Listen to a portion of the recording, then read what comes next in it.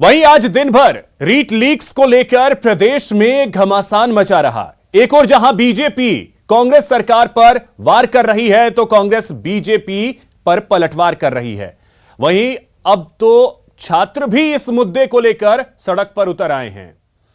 जब एसओजी के शिकंजे में आए आरोपी रामकृपाल मीणा पर जेडीए लगातार कार्रवाई कर रही है तो वहीं अब पूरे मामले में 8 फरवरी को राजस्थान हाईकोर्ट में भी सुनवाई होगी।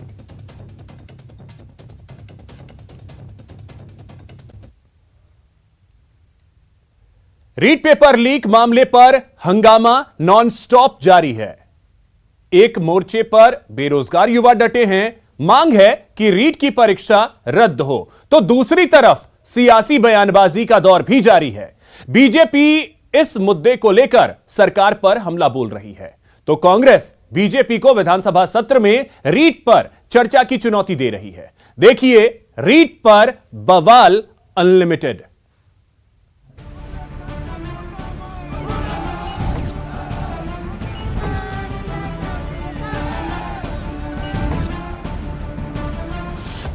रीट पेपर लीक पर तेज हुआ संग्राम।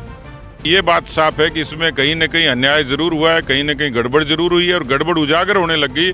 35 लोग गिरफ्तार हो गए, जिम्मेवार लोग बर्खास्त होने शुरू हो गए। बीजेपी को नोटंकी बंद करनी चाहिए।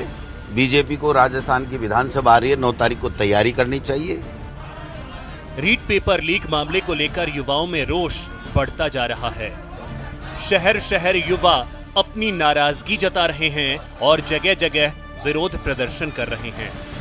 छात्र रीट भर्ती परीक्षा रद्द करने की मांग कर रहे हैं तो वहीं पूरे मामले की सीबीआई से जांच करवाने की भी छात्र मांग कर रहे हैं।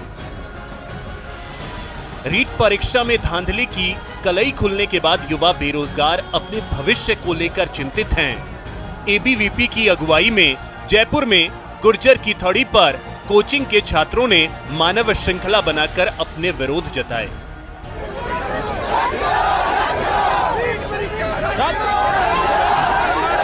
तो प्रदेश भर में बीजेपी इस मामले को लेकर विरोध प्रदर्शन कर रही है। बीजेपी की मांग है कि रीट परीक्षा रद्द की जाए।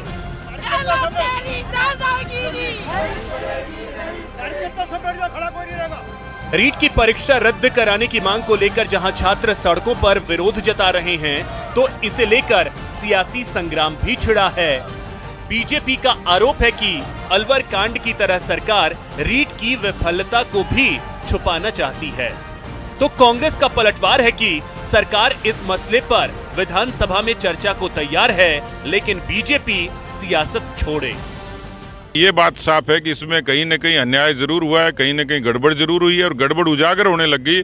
35 लोग गिरफ्तार हो गए, जिम्मेवार लोग बर्खास्त होने शुरू हो गए। सरकार की नीयत पर शक है। सरकार छोटी मछलियों को पकड़ेगी और बड़े मगरमच्छों को बचाएगी और उपाय यही है कि राजस्थान की सरकार निरपेक्ष नहीं। अलवर की घटना देख लीजिए, किस तरीके से बर्बरतापूर्ण वहाँ घटना हुई, उसके बाद लीपापोती कर रहे हैं। तो मुझे लगता है कि इससे सरकार से कोई पारदर्शी तरीके से निर्णय की उम्मीद नहीं है। बीजेपी को नोटंकी बंद करनी चाहिए।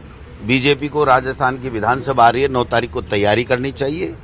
जिसके खिलाफ जो बात करनी है उसको राजस्थान की विधानसभा का मंच खुला पड़ा है। अगर किसी के व्यक्तिगत आरोप भी लगाने हैं तो राजस्थान की विधानसभा के नियम और प्रक्रिया बने हुए हैं, वो नोटिस दे और व्यक्तिगत आरोप भी लगाएं। वहीं रीट पेपर लीक मामले में राजस्थान हाईकोर्ट अब 8 फरवरी को सुनवाई करेगा। जस्टिस महेंद्र गोयल की अदालत मधु नागर सहित अन्य याचिकाओं पर सुनवाई करेगी। इन याचिकाओं में रीट भर्ती परीक्षा को रद्द करने और मामले की जांच पूरी हो जाने तक नियुक्ति प्रक्रिया पर रोक लगाने की मांग की गई है। दरअसल 26 सितंबर 2021 को रीट आयोजित हुई थी, लेकिन उसी दिन से इस परीक्षा पर पेपर लीक का साया छाया हुआ है।